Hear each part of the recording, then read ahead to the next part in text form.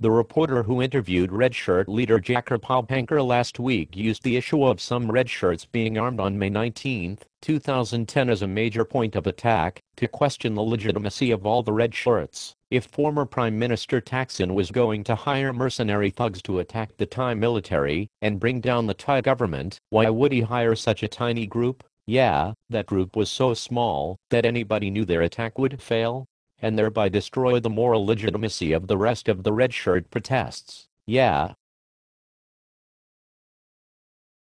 Let's pause and think for a moment. Mr. Thaksin, who is a graduate of Eastern Kentucky University, built a telecom company that amassed a fortune of over $1 billion. He helped to organize a political party that won 2 national elections in Thailand. He served as Prime Minister of Thailand for 6 years. The man is obviously no fool.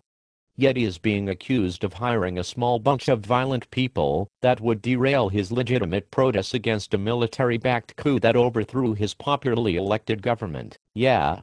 And these violent mercenaries were armed so pathetically that they could never hope to overthrow any government, except maybe Grenada. Something smells awfully fishy. Considering further, we know that the U.S. military and CIA have been in bed with the Thai monarchy and military and neck-deep in Thai politics for over 60 years. We also know that the U.S. military used prefabricated lies to start the Vietnam War. That would be the Gulf of Tonkin. The first Gulf War. That would be Naira, the daughter of the Kuwaiti ambassador who lied about Iraqi soldiers taking babies out of incubators. And the second Gulf War. Colin Powell's and Smirky Bush's lies about weapons of mass destruction. Is it a far stretch to think that the violent Red Shirts were really agent provocateurs working on behalf of the Yellow Shirt government? Who benefited from the violent actions? It was certainly not the Red Shirts, who were killed by the dozens and wounded in the thousands.